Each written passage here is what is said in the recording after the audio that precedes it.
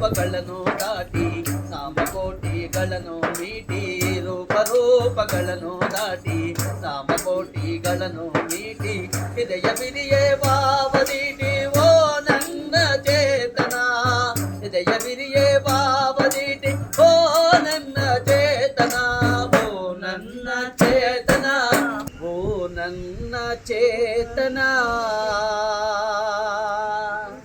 ಹಾಗೂ ನಿಯನಿಕೇತನ ಓ ನನ್ನ ಚೇತನ ಹಾಗೂ ನಿಯನಿಕೇತನ ಓ ನನ್ನ ಚೇತನ ಹಾಗೂ ನಿಯನಿಕೇತನ ಓ ನನ್ನ ಚೇತನ ಹಾಗೂ ನಿಯನಿಕೇತನ ಓ ನನ್ನ ಚೇತನ ಹಾಗೂ ನಿಯನಿಕೇತನ ಓ ನನ್ನ ಚೇತನ ಹಾಗೂ ನಿಯನಿಕೇತನ ಓ ನನ್ನ ಚೇತನ ಹಾಗೂ ನಿಯನಿಕೇತನ ರೂಪಗಳನ್ನು ದಾಟಿ ನಾಮಕೋಟಿಗಳನ್ನು ಮೀಟಿ ರೂಪಗಳನ್ನು ದಾಟಿ ನಾಮಕೋಟಿಗಳನ್ನು ಮೀಟಿ ಹೃದಯ ಬಿರಿಯೇ ಭಾವದೀಟಿ ಓ ನನ್ನ ಚೇತನ ಹೃದಯ ಬಿರಿಯೇ ಭಾವದೀಟಿ ಓ ನನ್ನ ಚೇತನ ಓ ನನ್ನ ಚೇತನ ಹಾಗೂ ನಿಯನಿಕೇತನ ಓ ನನ್ನ ಚೇತನ ಹಾಗೂ ನಿಯನಿಕೇತನ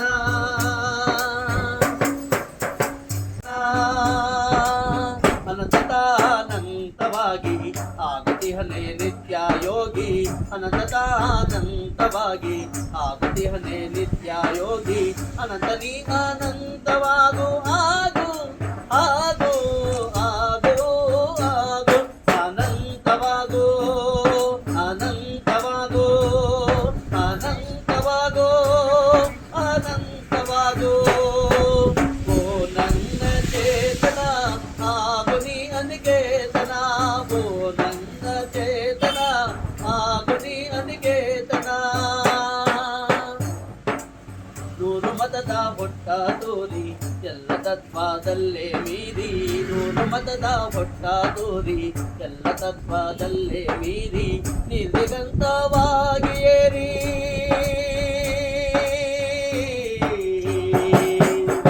ನಿರ್ದಿಗಂತವಾಗಿ ಏರಿ ಓ ನನ್ನ ಚೇತನ ಓ ನನ್ನ ಚೇತನ ಹಾಗೂ ನಿಯನಿಕೇತನ ಓ ನನ್ನ ಚೇತನ ಹಾಗೂ ನಿಯನಿಕೇತನ ಓ ನನ್ನ ಚೇತನ ಹಾಗೂ ನಿಯನಿಕೇತನ ಓ ನನ್ನ ಚೇತನ ಹಾಗೂ ನಿಯನಿಕೇತನ. ನೀರು ಏನಿದೆ ಅದು ಒಂದೇ ಕಡೆ ನೆಲೆ ನಿಂತರೆ ಅದರಲ್ಲಿ ಏನು ಕೊಳತ ನೀರು ಅಂತ ಹೇಳ್ತೀವಿ, ಗಲೀಜೆಲ್ಲ ತುಂಬಿಬಿಡುತ್ತೆ ಅಲ್ವಾ, ಸೊಳ್ಳೆಗಳ ಆಗಾರ ಆಗತ್ತೆ. ನೀರು ಯಾವಾಗಲೂ ಹರಿತಾ ಇರಬೇಕು. ಹರಿಯೋ ನೀರು ಹೇಗೆ ಶುದ್ಧ, ಅದೇ ಥರ ನಮ್ಮ ಚೇತನ, ನಮ್ಮ ಅಸ್ತಿತ್ವ ಏನಿದೆ ಅದು ಸದಾಕಾಲ ಏನು ವಿಚಾರಗಳು, ಚಿಂತನೆಗಳಲ್ಲೇ ಹೋಗ್ತಾ ಇರಬೇಕು ಅಂತ. ನಾವು ಕನ್ನಡ ಸಾಹಿತ್ಯದಲ್ಲಿ ಘಟ್ಟಗಳನ್ನು ನೋಡ್ತೀವಿ. ಇವತ್ತು ಮೊದಲನೇ ದಿನದ ಕಾರ್ಯಕ್ರಮ ಆಗಿದ್ದರಿಂದ ನಾನು ಹೇಳಕ್ಕೆ ಇಷ್ಟಪಡ್ತೀನಿ. ಕನ್ನಡ ಸಾಹಿತ್ಯದಲ್ಲಿ ಹಳೆಗನ್ನಡ, ನಡುಗನ್ನಡ ಮತ್ತು ಹೊಸಗನ್ನಡ ಅಂತ ನೋಡ್ತೀವಿ. ಆ ಭಾಷೆಯಲ್ಲೂ ಬದಲಾವಣೆ ಇರುತ್ತೆ ಮತ್ತು ಕವಿಯ ಚಿಂತನೆಗಳು, ವಿಚಾರಗಳಲ್ಲೂ ಬದಲಾವಣೆ ಇರುತ್ತೆ. ಮತ್ತು ಆಧುನಿಕ ಕನ್ನಡ ಸಾಹಿತ್ಯದಲ್ಲಿ ಮತ್ತೆ ನಾವು 4 ಘಟ್ಟಗಳನ್ನು ನೋಡ್ತೀವಿ. ಈ 4 ಘಟ್ಟ ಯಾವುದು ಅಂತ ಹೇಳಿದ್ರೆ, ಮೊದಲನೇದು ನವೋದಯ, ಆಮೇಲೆ ಪ್ರಗತಿಶೀಲ, ಆಮೇಲೆ ನವ್ಯ, ಮತ್ತೆ ದಲಿತ ಬಂಡಾಯ ಅಂತ ಹೇಳಿ. ಇದು ಯಾಕೆ ಹೇಳ್ತಾ ಇದ್ದೀನಿ ಅಂದರೆ, ಕವಿ ಇದ್ರ ವಿಚಾರದ ಮೇಲೇ ಹೆಚ್ಚೆಚ್ಚು ಅವರ ಲೇಖನಗಳನ್ನು ಬರೆದಿರುವಂಥದ್ದು. ಇದರಲ್ಲಿ ಕುವೆಂಪು ಅವರು ಬಂದು ನವೋದಯ ಕಾಲಘಟ್ಟಕ್ಕೆ ಸೇರ್ತಾರೆ. ನವೋದಯ ಅಂದ್ರೆ ಹೊಸತು ಅಂತ ಹೇಳಿ.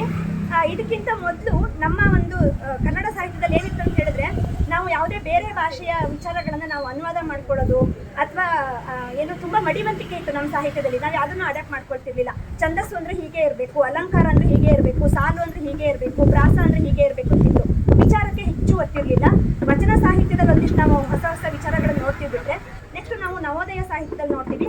ಅವಾಗ ಆ ಒಂದು ಕವಿಯ ಪರಿಸರ ಏನಿದೆ ಅದು ಅವರ ಬರೆಯುವಂತಹ ಒಂದು ಕೃತಿಗೆ ಕಾರಣ ಆಗಿರುತ್ತೆ. ಹಾಗಾಗಿ ಅವಾಗ ಸ್ವಾತಂತ್ರ್ಯ ಬಂದಿರಲಿಲ್ಲ ನಮಗಿನ್ನೂ ಕೂಡ. ಹಾಗಾಗಿ ಸ್ವಾತಂತ್ರ್ಯ ಹೋರಾಟಕ್ಕೆ ನಮ್ಮ ಜನತೆಗೆ ಒಂದು ಪ್ರೇರಣೆಯನ್ನು ಕೊಡುವಂತಹ ಅವಶ್ಯಕತೆ ಅವತ್ತಿತ್ತು. ಅದ್ರ ಜೊತೆಗೆ ಮಡಿವಂತಿಕೆಯನ್ನು ಹೋಗಿಸ್ಬೇಕಾಗಿತ್ತು, ಜಾತಿ ಧರ್ಮವನ್ನು ಹೋಗಿಸ್ಬೇಕಾಗಿತ್ತು. ಹಾಗಾಗಿ ಆ ನಿಟ್ಟಿನಲ್ಲಿ ಆ ಒಂದು ಉದ್ದೇಶವನ್ನಿಟ್ಟು ಕವಿ ಕುವೆಂಪು ಅವರು ಅವರ ಏನು ಕವನ ಅಥವಾ ಕೃತಿ ಲೇಖನಗಳನ್ನು ಬರೀತಾರೆ. ಇದ್ರ ಬಗ್ಗೆ ಮತ್ತೆ ನಿಮಗೆ ಹೇಳ್ತಾ ಹೋಗ್ತೀನಿ. ಈಗ ಈ ಕುವೆಂಪುರವರು ಯಾವಾಗ ಜನಿಸಿದ್ರು ಅಂತ ಹೇಳಿದ್ರೆ, ಇವರು 1904ನೇ ಇಸ್ವಿ ಡಿಸೆಂಬರ್ 29ರಂದು ಶಿವಮೊಗ್ಗ ಜಿಲ್ಲೆಯ ತೀರ್ಥಹಳ್ಳಿ ತಾಲೂಕಿನ ಕುಪ್ಪಳ್ಳಿಯಲ್ಲಿ ಜನಿಸ್ತಾರೆ. ಅಂದರೆ ಅದು ಅವರ ತಂದೆಯ ಊರು. ಅಂದರೆ ಅವರ ತಾಯಿಯ ಮನೆಯಲ್ಲಿ, ಅಂದರೆ ಸಾಮಾನ್ಯ ಅವರ ಅಜ್ಜಿ ಮನೆಯಲ್ಲಿ ಹುಟ್ಟೋದಾಗಿರುತ್ತಲ್ಲ. ಹಾಗಾಗಿ ಅವರ ಅಜ್ಜಿಯ ಊರು ಯಾವುದಂತ ಹೇಳಿದ್ರೆ ಚಿಕ್ಕಮಗಳೂರು ಜಿಲ್ಲೆ ಕೊಪ್ಪ ತಾಲೂಕಿನ ಹೀರಕೊಡಿಕೆ ಅಂತ ಹೇಳಿ ಅಲ್ಲಿ ಅವರ ಜನನ ಆಗತ್ತೆ. ಇವರ ತಂದೆಯ ಹೆಸರು ವೆಂಕಟಪ್ಪ, ಇವರ ಹೆಸರು ಪುಟ್ಟಪ್ಪ. ಕುವೆಂಪು, ಕುಪ್ಪಳ್ಳಿ ವೆಂಕಟಪ್ಪ ಪುಟ್ಟಪ್ಪ ಅಂತ ಇವರ ಹೆಸರು. ಕುವೆಂಪು ಅನ್ನೋದು ಕಾವ್ಯನಾಮ. ಇವರ ತಂದೆ ಹೆಸರು ವೆಂಕಟಪ್ಪ ಮತ್ತು ತಾಯಿಯ ಹೆಸರು ಸೀತಮ್ಮ ಅಂತ ಹೇಳಿ. ಇವರು ತಮ್ಮ ವಿದ್ಯಾಭ್ಯಾಸವನ್ನು ಆರಂಭದಲ್ಲಿ ಅವರು ತೀರ್ಥಹಳ್ಳಿಯಲ್ಲೇ ಮಾಡ್ತಾರೆ. ಆನಂತರದಲ್ಲಿ ಅವರು ಮೈಸೂರಿನಲ್ಲಿ ಅವರು BA ಮತ್ತು MA ಪದವಿಗಳನ್ನು ಪಡ್ಕೊಳ್ತಾರೆ. ಕುವೆಂಪು ಅವರು ಬರೀತಾರೆ. ಕುವೆಂಪು ಯಾವಾಗ ಅದನ್ನು ಬರೀತಾರೋ ಆಗ ಅವರ ಒಂದು ಉದ್ದೇಶ ಮತ್ತು ಅವರ ಒಂದು ಭವಿಷ್ಯ, ಅವರ ಒಂದು ಹೆಸರು ಬದಲಾಗುತ್ತೆ ಮತ್ತು ಕನ್ನಡದ ಭವಿಷ್ಯವೂ ಬದಲಾಗುತ್ತೆ. ಕನ್ನಡಕ್ಕೂ ಅತ್ಯದ್ಭುತವಾಗಿರುವಂತಹ ಅನೇಕ ಲೇಖನಗಳು, ಕೃತಿಗಳು ನಮಗೆ ಸಿಗ್ತಾ ಹೋಗುತ್ತೆ. ಆಗ ಕುವೆಂಪು ಅವರು ಬದಲಾಗ್ತಾರೆ. ಅವರು ಅನ್ಕೋತಾರೆ ನಾವು ನಮ್ಮ ಭಾಷೆಯಲ್ಲಿ ನಾವು ಹೆಚ್ಚು ಬರೆದ್ರೆ ನಮ್ಮ ಜನಕ್ಕೆ ಚೆನ್ನಾಗಿ ಅರ್ಥ ಆಗುತ್ತೆ ಅಂತ. ಆದರೆ ಅವರು ಏನು ಹೇಳ್ತಾರೆ ಅಂತ ಹೇಳಿದ್ರೆ, ಎಲ್ಲ ಭಾಷೆಯೂ ಒಂದೇ, ಎಲ್ಲ ಭಾಷೆಯಲ್ಲೂ ಜ್ಞಾನ ಇದೆ, ಎಲ್ಲ ಭಾಷೆಯಲ್ಲೂ ವಿಚಾರಗಳಿದೆ. ನಾವು ಅದನ್ನೆಲ್ಲ ಅರ್ಥ ಮಾಡ್ಕೊಳ್ಳೋಣ, ಆದರೆ ಅದನ್ನು ನಮ್ಮ ಭಾಷೆಯಲ್ಲಿ ನಾವು ನಮ್ಮ ಜನಕ್ಕೆ ಅರ್ಥೈಸೋಣ ಅಂತ ಹೇಳ್ತಾರೆ. ಯಾಕಂತ ಹೇಳಿದ್ರೆ, ಒಬ್ಬ ಶಿಕ್ಷಣವಂತ ಮಾತ್ರ ಇನ್ನೊಬ್ಬ ಯಾರು ಅಶಿಕ್ಷಣವಂತ ಅಂತ ಇದ್ದಾನೆ ಅವನನ್ನು ಮೇಲೆತ್ತೋದಕ್ಕೆ ಸಾಧ್ಯ. ಆ ಎತ್ತುವಂತಹ ಕೆಲಸವನ್ನ ಕವಿ ಮಾಡ್ತಾರೆ. ಮತ್ತೆ ಬಾರಿಸು ಕನ್ನಡ ಡಿಂಡಿಮವ,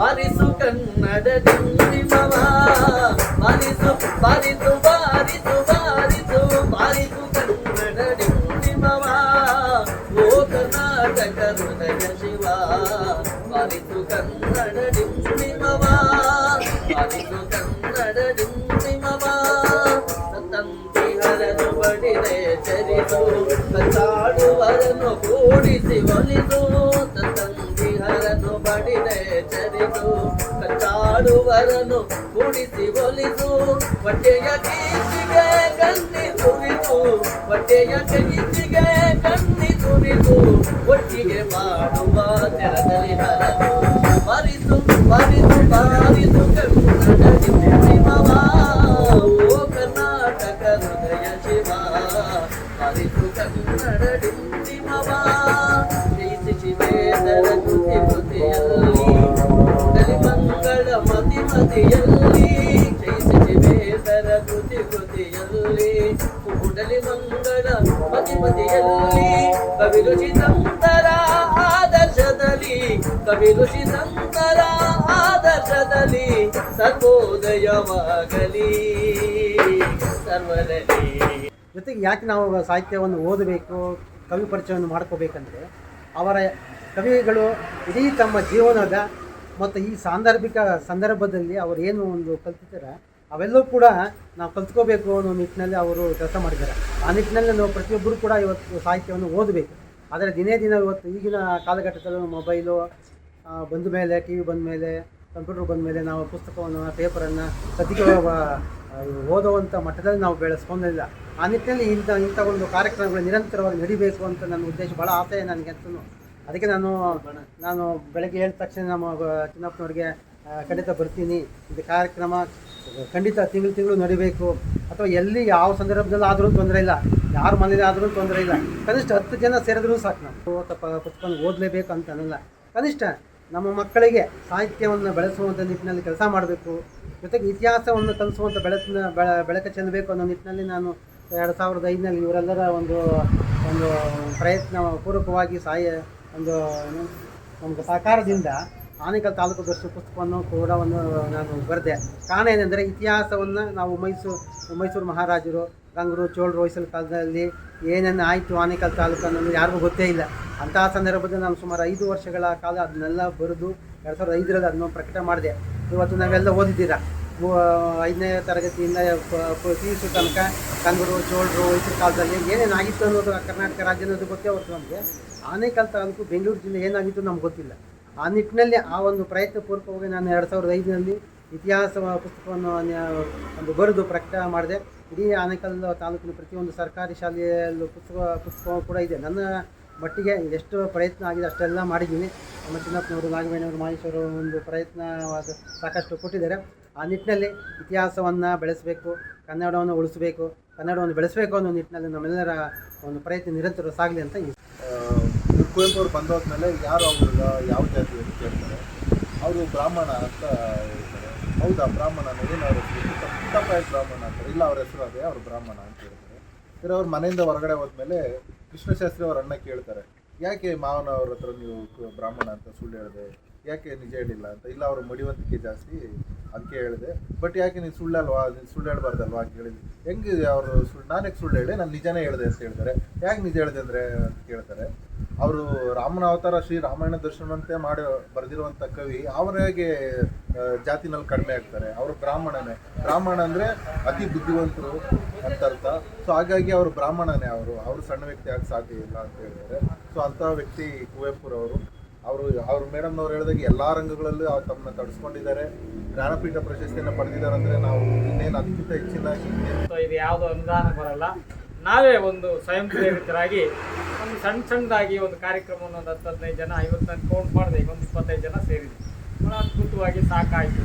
ಯಾಕಂತ ಹೇಳಿದ್ರೆ ನಾವು ಸಾವಿರಾರು ಜನಗಳನ್ನು ಮೈಗೂಡಿಸ್ಕೊಂಡು ಇವತ್ತು ಕೂಡಿಸ್ಕೊಂಡು ಮಾಡ್ಕೊಳೋಕ್ಕಿಂತ ಮತ್ತು ಇವತ್ತಿನ ವಾತಾವರಣ ಏನಿದೆ ಅಂತ ಹೇಳಿದ್ರೆ ಕುವೆಂಪು ಅವರಿಗೆ ಯಾವ ರೀತಿ ಅವರ ವಾತಾವರಣ ಇತ್ತು, ಅವರ ಮಲೆನಾಡಿನ ವಾತಾವರಣ ರೀತಿಯಲ್ಲಿ ಇವತ್ತು ಕಾರ್ಯಕ್ರಮ ಇದೆ. ಹಾಗಾಗಿ ನನಗೂ ಕೂಡ ಭಾಳ ಖುಷಿ ಆಗ್ತದೆ. ಮತ್ತು ಕುವೆಂಪು ಅವರನ್ನು ಈಗಾಗಲೇ ಹೇಳಿದ್ರು, ಅವರನ್ನು ಒಪ್ಕೊಳ್ಳೋದು ಭಾಳ ಕಷ್ಟ. ಒಂದು ನಾವು ಹೇಳ್ದಂಗೆ ನಾಸ್ತಿಕರು ಅಥವಾ ಆಸ್ತಿಕರು ಎರಡಲ್ಲೂ ಕೂಡ ಅವರನ್ನು ಕಾಣಬಹುದು. ಮತ್ತು ಅವರು ನಮ್ಮ ಕನ್ನಡ ನಾಡಿನ ಬಗ್ಗೆ ಹಲವಾರು ವಿಚಾರಗಳನ್ನು ಮತ್ತು ಕೃತಿ ರೂಪದಲ್ಲಿ, ಪದ್ಯ ರೂಪದಲ್ಲಿ ನಮಗೆ ಮನದಟ್ಟು ಮಾಡಿದ್ದಾರೆ. ಆದರೆ ಇವತ್ತು ಏನಾಗಿದೆ ಅಂತ ಹೇಳಿದ್ರೆ ನಮ್ಮಲ್ಲಿ ಇವತ್ತು ಈ ಮೊಬೈಲು, ಈ ಟಿವಿಗಳು, ಈ ಸೋಷಿಯಲ್ ಮೀಡಿಯಾ ಬಂದಿರೋದ್ರಿಂದ ನಾವು ಕವಿ ಸಾಹಿತ್ಯರನ್ನು ಮತ್ತು ಕಾದಂಬರಿಕಾರಗಳನ್ನು ನಾವು ಮರೀತಾ ಇದ್ದೀವಿ. ಹಿಂದಿನ ದಿನಗಳಲ್ಲಿ ಪ್ರತಿ ಶನಿವಾರ ನಮಗೆ ಸರ್ಕಾರಿ ಶಾಲೆಗಳಲ್ಲಿ ನಮಗೆ ಪದ್ಯವನ್ನು ಹೇಳ್ಕೊಡ್ತಕ್ಕಂಥದ್ದು, ಗದ್ಯವನ್ನು ಹೇಳ್ತಕ್ಕಂಥದ್ದು, ಆ ವಾತಾವರಣನೇ ಬೇರೆ ಇತ್ತು. ಮತ್ತು ಹಿಂದೆ ಶಾಲಾ ದಿನಗಳಲ್ಲಿ ನಮಗೆಲ್ಲ ಆಶುಭಾಷಣ ರಾತ್ರಿ ತಾನೇ ನಾನು ಸ್ಟೇಟಸ್ಗೆ ಹಾಕ್ತೆ. ನಾನು ಡಿಗ್ರಿನಲ್ಲಿ ಆಶುಭಾಷಣ ಸ್ಪರ್ಧೆಯಲ್ಲಿ ಪ್ರಥಮ ಸ್ಥಾನ ಪಡೆದಿದ್ದೀನಿ ಅಂತ ಒಂದು ಸರ್ಟಿಫಿಕೇಟ್ ಸಿಗ್ತದೆ. ಖುಷಿ ಆಯ್ತು ನನಗೆ. ಅದನ್ನು ನಾನು ಸ್ಟೇಟಸಲ್ಲಿ ಹಾಕ್ಕೊಂಡೆ. ಯಾಕೆ ಅಂತ ಹೇಳಿದ್ರೆ ನಮ್ಮ ಶಾಲಾ ದಿನಗಳು ಆಗ ನಮಗೆ ಚರ್ಚೆಗಳನ್ನು ಯಾವ ರೀತಿ ಮಾಡಬೇಕು ಮತ್ತು ಗದ್ಯಗಳನ್ನು, ಪಾಠಗಳನ್ನು ನಮಗೆ ಕಲಿಸ್ತಾ ಇತ್ತು. ಒಂದು ಒಳ್ಳೆ ಪೂರಕವಾದ ವಾತಾವರಣ ಇತ್ತು. ಮತ್ತು ಕತೆ ಕವನಗಳನ್ನು ಹೇಳ್ತಾ ಇದ್ರು ಶಾಲೆಗಳಲ್ಲಿ.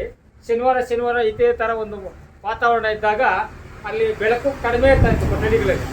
ಆಗ ಬೇರೆ ಬೇರೆ ರೀತಿಯಲ್ಲಿ ಕತೆಗಳನ್ನು ಹೇಳ್ತಾ ಇದ್ರು. ಆ ಕವನಗಳನ್ನು ಹೇಳಿ ಬೆಳೆದಂಥವ್ರು ಇವತ್ತು ಇಡೀ ರಾಜಕೀಯ ವ್ಯವಸ್ಥೆಯಲ್ಲಿ ಇವತ್ತು ಯಾರಾದರೂ ಉತ್ತುಂಗ ಸ್ಥಿತಿಯಲ್ಲಿದ್ದಾರೆ ಅಂತ ಹೇಳಿದ್ರೆ ಇಂಥ ಸರ್ಕಾರಿ ಶಾಲೆಗಳಲ್ಲಿ ಕವನಗಳನ್ನು, ಕಾದಂಬರಿಗಳನ್ನು ಯಾರು ಮನನ ಮಾಡಿದಾರೋ ಅವರು ಸಮಾಜಮುಖಿಯಾಗಿದ್ದಾರೆ. ಅದು ಇವತ್ತು ಎಲ್ಲೋ ಒಂದು ಕಡೆ ನಶಿಸಿ ಹೋಗ್ತದೆ. ಯಾಕಂತ ಹೇಳಿದ್ರೆ ನಗರೀಕರಣ, ವ್ಯಾಪಾರೀಕರಣ, ಮತ್ತು ನಮ್ಮಲ್ಲಿ ಏನಂತ ಹೇಳಿದ್ರೆ ಬಹಳ ಬೇಗ ಶ್ರೀಮಂತಿಕೆ ಆಗಬೇಕು, ಹಣವನ್ನು ಸಂಪಾದನೆ ಮಾಡಬೇಕು. ಈ ನಿಟ್ಟಿನಲ್ಲಿ ಏನಾಗಿದೆ, ನಮ್ಮ ತನವನ್ನು ನಾವು ಮರೀತಾ ಇದ್ದೀವಿ. ಮತ್ತು ಸಮಾಜದಲ್ಲಿ ಇಂಥ ಒಂದು ವಾತಾವರಣ ಇದ್ದರೆ ನಾವೆಲ್ಲ ಚೆನ್ನಾಗಿರೋದಕ್ಕೆ ಸಾಧ್ಯ. ಯಾಕೆ ಅಂತ ಹೇಳಿದ್ರೆ ಹಿಂದಿನ ವಾತಾವರಣಕ್ಕೂ ಈಗಿನ ನೋಡಿ, ಹಿಂದೆ ಭಾವೈಕ್ಯಗಳು, ಬಾಂಧವ್ಯಗಳು ಮತ್ತು ನಮ್ಮ ಸಂಬಂಧಗಳು ಭಾಳ ಗಟ್ಟಿಯಾಗಿರ್ತಾಯಿತ್ತು. ಯಾಕೆ ಅಂತ ಹೇಳಿದ್ರೆ ಆಗಿನ ಶಿಕ್ಷಣ ಪದ್ಧತಿ, ಆಗಿನ ಗುರುಕುಲ ಪದ್ಧತಿ, ಆಗಿನ ನಮ್ಮ ಏನು ವ್ಯವಸ್ಥೆ ಏನಿತ್ತು ಆ ರೀತಿಯ ನಮ್ಮನ್ನು ಗಟ್ಟಿತನ ಮಾಡ್ತಾಯಿತ್ತು. ಇವತ್ತು ಬರೀ ಗಂಡ ಹೆಂಡತಿ ಇಬ್ಬರು ಮದುವೆ ಆದ ತಕ್ಷಣವೇ ಬೇರೆ ಇರಬೇಕು ಅಂತಕ್ಕಂಥದ್ದು. ಮತ್ತು ಅವ್ರಿಗೆ ಜನನವಾಗ್ತಕ್ಕಂಥ ಮಕ್ಕಳು ಅವರು ಅದೇ ಥರ ಮಾಡ್ತಾರೆ. ಹಾಗೆ ನಾವು ಯಾವ ರೀತಿ ನಡ್ಕೊತೀವೋ ಅದೇ ರೀತಿಯಲ್ಲಿ ನಡೀತದೆ. ಅದಕ್ಕೆ ಇವತ್ತು ನೂರಾರು ವರ್ಷಗಳು ಕೂಡ ಕಳೆದರೂ ಕೂಡ ಇವತ್ತು ನಮ್ಮನ್ನು ಜ್ಞಾನಪೀಠ ಪ್ರಶಸ್ತಿ ಪಡ್ಕೊಂಡವರು ನಮ್ಮನ್ನು ಅಗಲಿದ್ರೂ ಕೂಡ ಅವರನ್ನು ಇವತ್ತು ಇಡೀ ಪ್ರಪಂಚಾದ್ಯಂತ ಯಾಕೆ ನಾವು ಮನನ ಮಾಡ್ತೇವೆ ಅಂತ ಹೇಳಿದ್ರೆ ಅವರು ಸಾಹಿತ್ಯಕ್ಕೆ ತಮ್ಮ ಕೊಡುಗೆಯನ್ನು ಕೊಟ್ಟರು, ಕನ್ನಡ ನಾಡು ಭಾಷೆಗಳಿಗೆ ತಮ್ಮತನವನ್ನು ಕೊಟ್ಟರು, ಮತ್ತು ಅವರ ಜೀವನದ ಜೊತೆಯಲ್ಲಿ ಕೇವಲ ಅವರು ಬದುಕೋದೇ ಅಲ್ಲ, ಸಮಾಜದಲ್ಲಿ ಹೆಂಗೆ ಬದುಕಬೇಕು ಮತ್ತು ಸಮಾಜಕ್ಕೆ ನಮ್ಮ ಕೊಡುಗೆ ಏನಂತೇಳಿ ಕೊಟ್ಟರು.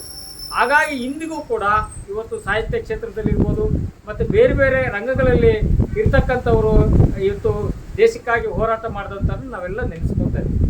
ಇವತ್ತು ಇವಲ್ಲಿ ಭಾಳ ಜನ ಇವತ್ತು ಸಂಡೇ ನಾನು ಹೇಳಿದೆ ಮಹೇಶ್ ಅವರು 6 ಗಂಟೆ ಮೇಲೆ ಮಾಡಬೇಕು, ಇಲ್ಲ ಮೇ ನಾವು 6 ಗಂಟೆ ಮೇಲೆ ಮಾಡಿದ್ರೆ ನಮ್ಮ ಕಾರ್ಯಕ್ರಮ ಕೊಯ್ಲೂರಾಗಿರ್ತದೆ. ಯಾಕೆ ಅಂತ ಹೇಳಿದ್ರೆ ಭಾನುವಾರ ಅಂದಾಗ ಬೇರೆ ಬೇರೆ ರೀತಿಯಲ್ಲಿ ಅವ್ರದ್ದೇ ಆಹಾರ ಖಾದ್ಯ ಪದ್ಧತಿಗಳು ಈ ಥರದ್ದೆಲ್ಲ ಇರ್ತದೆ, ಮತ್ತು ಬಿಜಿ ಶೆಡ್ಯೂಲ್ ಇರ್ತದೆ. ಆವಾಗ ನಾನು ಹೇಳಿದೆ ಇಲ್ಲ ನಾವು ಒಂದು ಕೆಲಸ ಮಾಡಬೇಕು, 4 ರಿಂದ 5 ಟೀ ಟೈಮ್ 1 ಅವರ್ ನಾವು ಕಾರ್ಯಕ್ರಮ ಮಾಡಿ ಕಾಫಿ ಟೀ ಕುಡಿದು ಹೋಗ್ತಕ್ಕಂಥದ್ದು, ಮತ್ತು ಅದು ಒಳ್ಳೆ ಟೈಮು. ಹಾಗಾಗಿ ಆ ಸಮಯವನ್ನು ಮಾಡಬೇಕು ಅಂತೇಳಿ ಇವತ್ತು ಮೊದಲನೇದಾಗಿ ಮಾಡಿದ್ದೇವೆ. ಆಮೇಲೆ ನಮ್ಮ ಸಾರ್ ಹೇಳಿದ್ರು ಶಾಲಾ ಕಾಲೇಜುಗಳಲ್ಲಿ ಮಾಡಬೇಕು ಅಂತ. ನಾವು ಹಲವಾರು ವರ್ಷಗಳಿಂದ ನಾನು ಮಹೇಶ್ ಮೇಡಮ್ ಅವರು ಬೇರೆ ಬೇರೆ ರೀತಿ ಕಾರ್ಯಕ್ರಮಗಳನ್ನು ಸಂಘಟನೆ ಮಾಡ್ಕೊಂಡ್ಬಂದ್ವಿ. ಆದರೆ ಈಗ ಅನಿಸ್ತದೆ ಯಾಕೆ ಸರ್ಕಾರಿ ಶಾಲೆಗಳಲ್ಲಿ ನಾನು ವಿಜಯಕುಮಾರ್ ಸರ್ ಹೇಳಿದೆ ಗಡಿ ಭಾಗದಲ್ಲಿ ಇರ್ತಕ್ಕಂಥ ಶಾಲೆಗಳನ್ನು ಆಯ್ಕೆ ಮಾಡ್ಕೊಂಡು ಅಲ್ಲಿ ಕೂಡ ಈ ಥರದನ್ನು ಒಂದು ಸಂಘಟನೆ ಮಾಡಬೇಕು ಅಂತ. ಯಾಕಂತ ಹೇಳಿದ್ರೆ ನಾವು ಈ ಸಮಾಜಕ್ಕೆ ಏನು ಕೊಡ್ತೀವೋ ಅದು ನಮಗೆ ಮರುಕಳಿಸ್ತದೆ. ಇದೆಲ್ಲ ಆದಾಗ ನಾವು ಫಾಸ್ಟಾಗಿ ಮತ್ತು ನಾವೆಲ್ಲ ಮಾಯ ಆಗ್ತೀವಿ. ಹಾಗಾಗಿ ಇವತ್ತು ಕುವೆಂಪು ಅವ್ರ ಬಗ್ಗೆ ಇವರೆಲ್ಲರೂ ಕೂಡ ಹೇಳಿದ್ರು ಭಾಳ ಅರ್ಥಗರ್ಭಿತವಾಗಿ. ರಾಜೇಶ್ ಅವರು ಭಾಳ ಬಿಜಿ ಶೆಡ್ಯೂಲು, ಬೇರೆ ಬೇರೆ ಕಾರ್ಯಕ್ರಮ ಮಾಡ್ತಾರೆ. ನನಗೆ ಭಾಳ ಖುಷಿ ಆಯಿತು ಇವತ್ತಿನ ಕಾರ್ಯಕ್ರಮಕ್ಕೆ ಬಂದು ನಮ್ಮ ಜೊತೆಗೊಟ್ಟು. ನಾನು ಅವರಲ್ಲಿ ಮನವಿ ಮಾಡ್ಕೊಳ್ತೇನೆ, ನಮ್ಮ ಕಾರ್ಯಕ್ರಮಗಳು ನಾವೀಗ ಮುಂದಿನ ತಿಂಗಳು ಮಾಡಬೇಕಂದ್ರೆ ಎಲ್ಲೆಂತ ಫಿಕ್ಸ್ ಮಾಡ್ತೀವಿ, ನಮ್ಮ ಕೈಲಾಗಿದ್ದು ಸಣ್ಣ ಸಹಕಾರವನ್ನು ಮಾಡ್ತೀವಿ.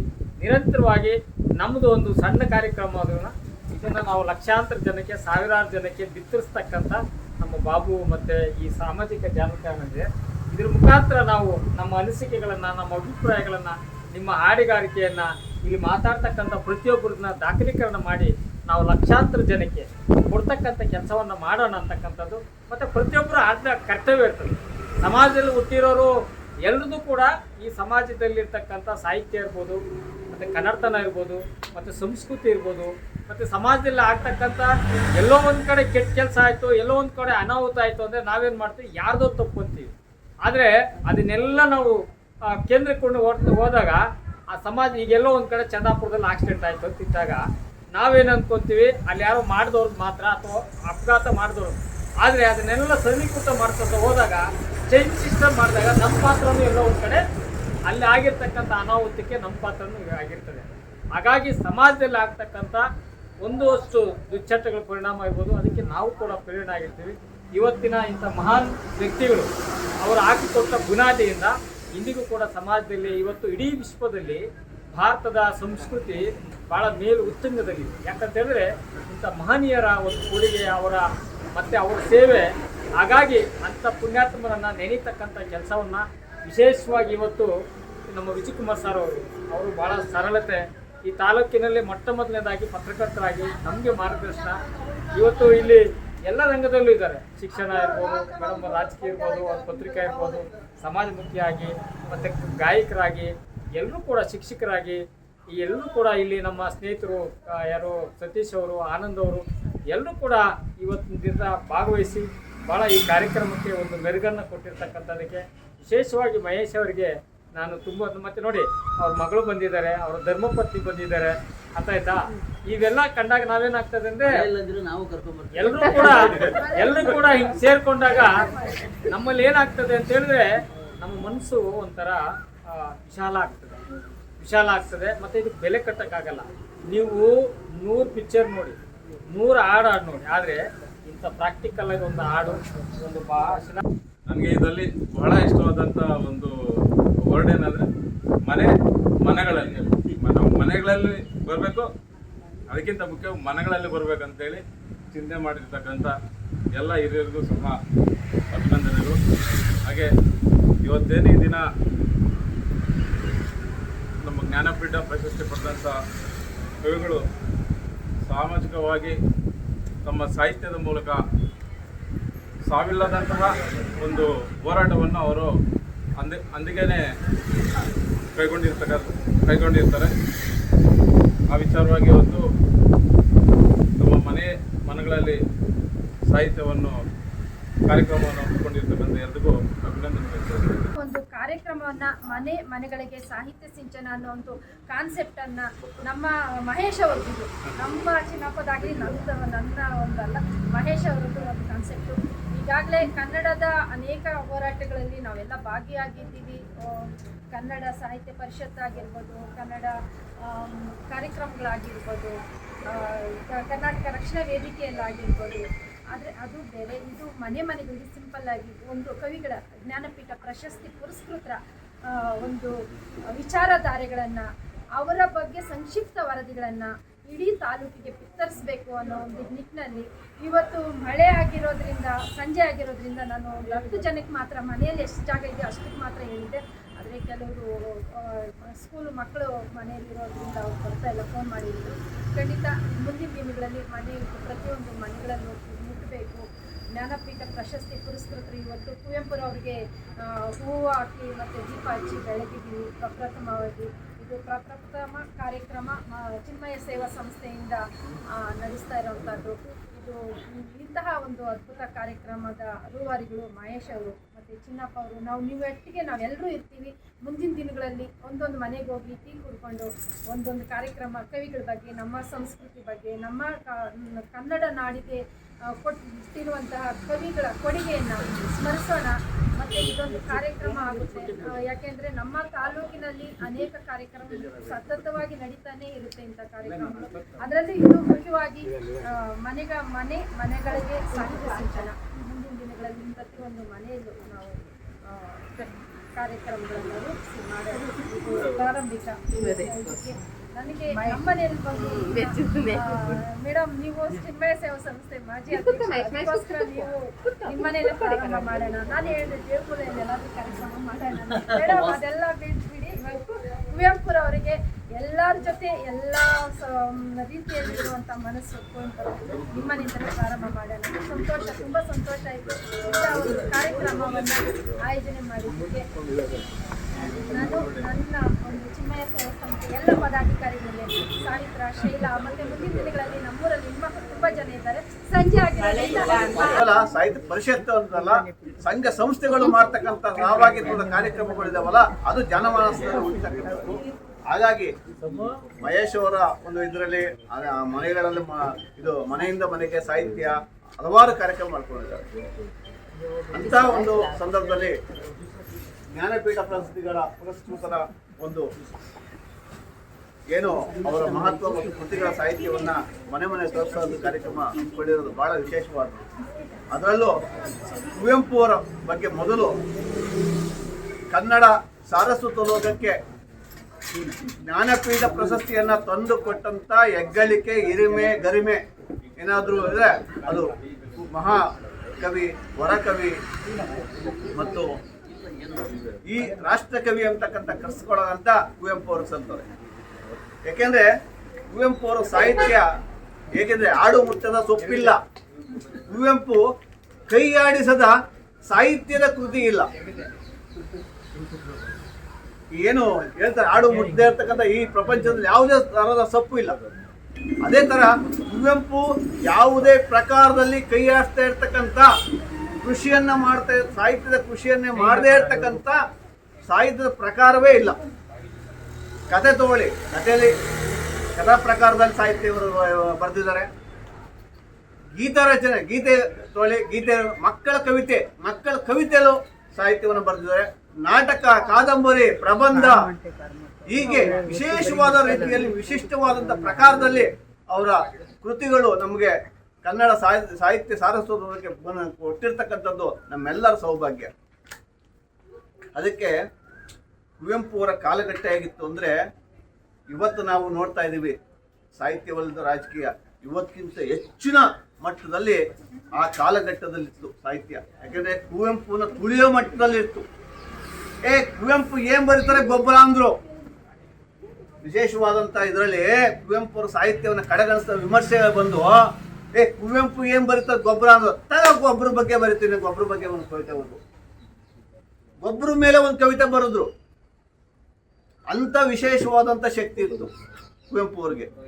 ಮತ್ತೆ ಇನ್ನೊಂದು, ಕುವೆಂಪು ಅವರು ಓದಿದ್ದು, ವಿದ್ಯಾಭ್ಯಾಸವನ್ನು ಮಾಡಿದ್ದು ರಾಮಕೃಷ್ಣ ಆಶ್ರಮದಲ್ಲಿ. ರಾಮಕೃಷ್ಣ ಆಶ್ರಮದಲ್ಲಿ ವಿದ್ಯಾಭ್ಯಾಸವನ್ನು ಮಾಡ್ತಾರೆ. ರಾಮಕೃಷ್ಣ ಆಶ್ರಮದಲ್ಲಿ ಎಲ್ಲ ಪುರೋಹಿತಶಾಹಿ ವರ್ಗವಲ್ಲೇ ಎಲ್ಲ ತುಂಬಿತ್ತು. ಅಲ್ಲಿ ವಿಶೇಷವಾದಂತ ಅವರು ಏನು ಪ್ರೌಢಿಮೆ ಇರ್ತಕ್ಕಂಥ ಪುರೋಹಿತಶಾಹಿ ಬ್ರಾಹ್ಮಣ ಇರ್ತಾರಂತು. ಆದ್ರೆ ಅಲ್ಲಿ ಸಂಸ್ಕೃತ ಅಧ್ಯಯನ ಕಲಿತು ಪಾಂಡಿತ್ಯವನ್ನ ಕಲಿತು ಅಲ್ಲೇ ಅವರು ಸಾಹಿತ್ಯವನ್ನ ವಿಶೇಷವಾಗಿ ಯಾವ ರೀತಿ ಜನಮಟ್ಟ ಮುಟ್ಟಿಸ್ಬೋದು ಅಂತ ಬರೆದ್ರು. ಅದಕ್ಕೆ ಒಂದು ಕುವೆಂಪು ಅವರ ಒಡನಾಟ ಬೇರೆ ಬೇರೆ ಸಂದರ್ಭದಲ್ಲೂ ಕೂಡ ಒಂದು ಸಾರಿ 74ರಲ್ಲಿ ಅವ್ರ ಮನೆಯಲ್ಲಿ ಇಡೀ ದಿವಸ ಮನೇಲಿ ಕಳೆದು ಡಾಕ್ಟರ್ ಬೆಸಗಳಿ ರಾಮಣ್ಣ ಅಂತ ದೊಡ್ಡ ಕಥೆಗಾರ,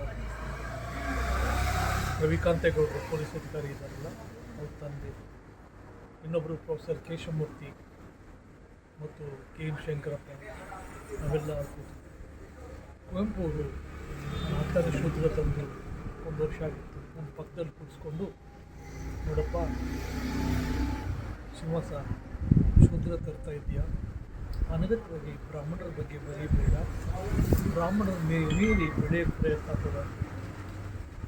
ನನಗೆ ಅದು ಒಂದು ರೀತಿ ಭಗವದ್ಗೀತೆ ಅಥವಾ ಬೈಬಲ್ ವಾಕ್ಯ ಆಯಿತು.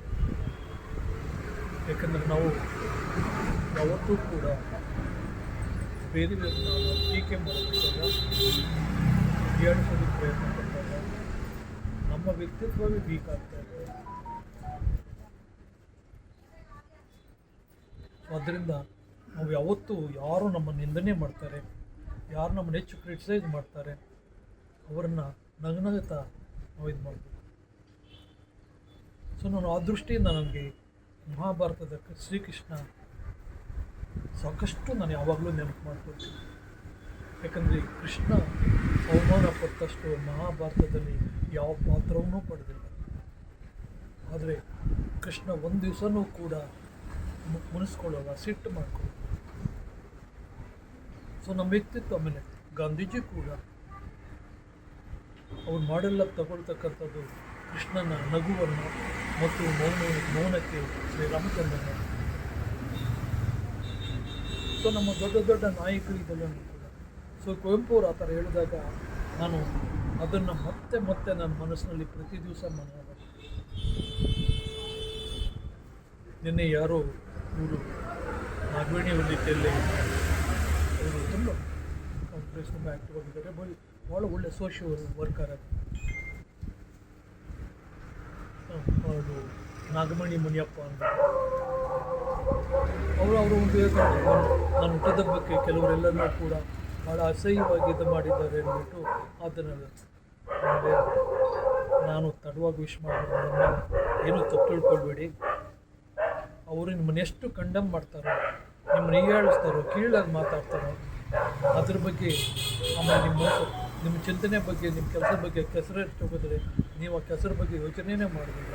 ಸುಮ್ಮನೆ ನಗ್ತಾವೆ, ನನ್ನ ಮೇಲೆ ಕೆಸರಿರ್ತಾ ಇದ್ದಾರೆ, ನನ್ನ ಬಗ್ಗೆ ಬೇರೆಯವರೆಲ್ಲ ಕೆಟ್ಟದಾಗಿ ಮಾತಾಡ್ಕೊಳ್ತಾರೆ ತಿಳ್ಕೊಂಡ ತಕ್ಷಣ ನಾವು ಮಾನಸಿಕವಾಗಿ ನಾವೇ ವೀಕ್ ಆಗ್ತೀವಿ.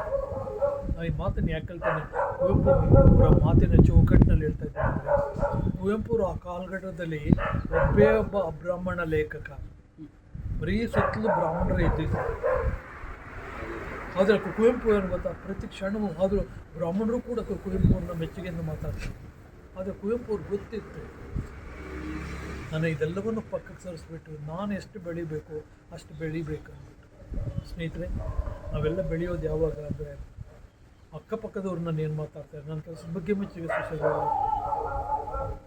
ನಾನು ಆ್ಯಕ್ಚುಲಿ ಮೇಡಮ್ ಅವ್ರು ನಾಗವೇಣಿ ಅವ್ರು ನೋಡಿದಾಗ ನನಗೆ ಖುಷಿ ಆಗ್ತದೆ. ಎಷ್ಟು ಡೈನಮಾಗಿ ಸುಮ್ಮನೆ ಹೋಗ್ತಾ ಇರ್ತಾರೆ. ಅವ್ರು ಇಂಥವ್ರ ಹತ್ರ ಹೋಗ್ಬೇಕು, ಇಂಥವ್ರು ನೋಡಬೇಕು, ಅವ್ರು ಇದು ಮಾತಾಡಬೇಕು, ಅವ್ರ ಬಗ್ಗೆ ಯೋಚನೆ ಮಾಡಿ. ನಾನು ಅವರು ಆಲ್ಮೋಸ್ಟ್ ಒಂದು 10 ವರ್ಷ ಆಗಿರ್ಬೋದು ಪರಿಚಯ. ಸೊ ಆ ರೀತಿ ವ್ಯಕ್ತಿತ್ವವನ್ನು ನಾವು ರೂಪಿಸ್ಕೊಳ್ಬೇಕು. ಆವಾಗಲೇ ನಾವು ಬೆಳೆಯೋದಕ್ಕಾಗ್ತದೆ ಮತ್ತು ಇದಾಗಲು ಸೊ ಆಮೇಲೆ ಕುವೆಂಪು ಅವ್ರ ಜೊತೆಯಲ್ಲಿ ಎಷ್ಟು ನಾನಾ ರೀತಿಯಲ್ಲಿ ನಾನು ಕಾಲ ಕಳೆದಿದ್ದೆ.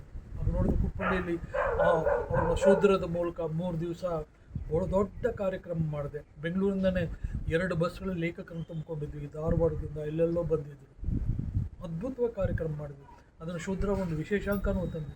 ಆ ತರುವಾಗ ಎಷ್ಟು ನೋವಿನ ಸಂಗತಿ ಅಂದರೆ, ಕುವೆಂಪು ಅವರು ಪೂರ್ತಿ ಪ್ರಜ್ಞೆ ಕಳ್ಕೊಂಡು ಕೋಮಾದಲ್ಲಿದ್ದರು. ಆಲ್ಮೋಸ್ಟ್ 6 ತಿಂಗಳು ಅಥವಾ ಹೆಚ್ಚು ಕಮ್ಮಿ 1 ವರ್ಷ ತನಕ ಅವರು ಕೋಮಾದಲ್ಲೇ ಇದ್ದರು. ಕಾರ್ಯಕ್ರಮ ಆದಮೇಲೆ ಶಿವರುದ್ರಪ್ಪ ಅವರು ಮತ್ತು ND ವೆಂಕಟೇಶ್ ಅಂದ್ಬಿಟ್ಟು ಹೈಕೋರ್ಟ್ ಜಡ್ಜು, ಅವರು ನೀನು ಈ ಥರ ಕಾರ್ಯಕ್ರಮ ಆಗ್ತದೆ ಕುವೆಂಪು ಅವರು ಹೋಗ್ಬಿಟ್ಟು ಪಾದಗಳ ಹತ್ರ ಕೂತ್ಕೊಂಡು ನೀನು ಅವ್ರಿಗೆ ಈ ಥರ ಕಾರ್ಯಕ್ರಮ ಆಯ್ತು ಅಂದ್ಬಿಟ್ಟು ಸುಮ್ಮನೆ ಇರಬಾರ್ದು.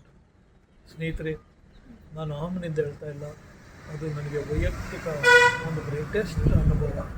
ಅವ್ರ ಪಾದಗಳ ಬಳಿ ಕೂತ್ಕೊಂಡು ನಾನು ಸುಮ್ಮನೆ ಸಾಕಷ್ಟು ಕಾಲ ಕಳೆದೆ, ಧ್ಯಾನ ಮಾಡಿದೆ. ಯಾಕೆ ದೊಡ್ಡ ಲೇಖಕ ಅವ್ರ ಬಗ್ಗೆ ಒಂದು ಕಾರ್ಯಕ್ರಮ ಮಾಡಿದ್ವಿ, ಅದು ಶಿವರುದ್ರಪ್ಪ ಅಂತವರು ಅವರೇ ಆ ಕಾರ್ಯಕ್ರಮದ ಅಧ್ಯಕ್ಷತೆ ಮಾಡಿದ್ದರು. ಸೊ ಅಲ್ಲಿ ಮತ್ತು ಅವರ ಮಾವನ ಮನೆ, ಆ ಮನೆಯಲ್ಲಿ ನಾವೆಷ್ಟು ಜನ. ಓ ನನ್ನ ಚೇತನ ಹಾಗೂ ನಿಯನಿಕೇತನ, ಓ ನನ್ನ ಚೇತನ ಹಾಗೂ ನಿಯನಿಕೇತನ, ಓ ನನ್ನ ಚೇತನ ಹಾಗೂ ನಿಯನಿಕೇತನ, ಓ ನನ್ನ ಚೇತನ ಹಾಗೂ ನಿಯನಿಕೇತನ, ಓ ನನ್ನ ಚೇತನ ಹಾಗೂ ನಿಯನಿಕೇತನ, ಓ ನನ್ನ ಚೇತನ ಹಾಗೂ ನಿಯನಿಕೇತನ, ಓ ನನ್ನ ಚೇತನ ಹಾಗೂ ನಿಯನಿಕೇತನ, ಓ ನನ್ನ ಚೇತನ ಹಾಗೂ ನಿಯನಿಕೇತನ, ಓ ನನ್ನ ಚೇತನ ಹಾಗೂ ನಿಯನಿಕೇತನ, ಓ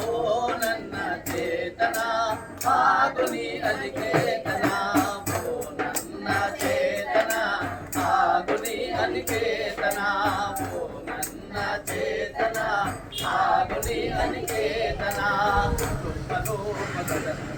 ಓ ನನ್ನ ಚೇತನ ಹಾಗೂ ನಿಯನಿಕೇತನ, ಓ ನನ್ನ ಚೇತನ ಹಾಗೂ ನಿಯನಿಕೇತನ, ಓ ನನ್ನ ಚೇತನ ಹಾಗೂ ನಿಯನಿಕೇತನ, ಓ ನನ್ನ ಚೇತನ ಹಾಗೂ ನಿಯನಿಕೇತನ, ಓ ನನ್ನ ಚೇತನ ಹಾಗೂ ನಿಯನಿಕೇತನ, ರೂಪಗಳನ್ನು ದಾಟಿ ನಾಮಕೋಟಿಗಳನ್ನು ನೀಡಿ, ರೂಪಗಳನ್ನು ದಾಟಿ ನಾಮಕೋಟಿಗಳನ್ನು ನೀಡಿ, ಎದೆಯ ಬಿರಿಯೇ ಭಾವ ನೀಡಿ, ಓ ನನ್ನ ಚೇತನ, ಎದೆಯ ಬಿರಿಯೇ ಭಾವದಿ, ಓ ನನ್ನ ಚೇತನ, ಓ ನನ್ನ ಚೇತನ ಹಾಗೂ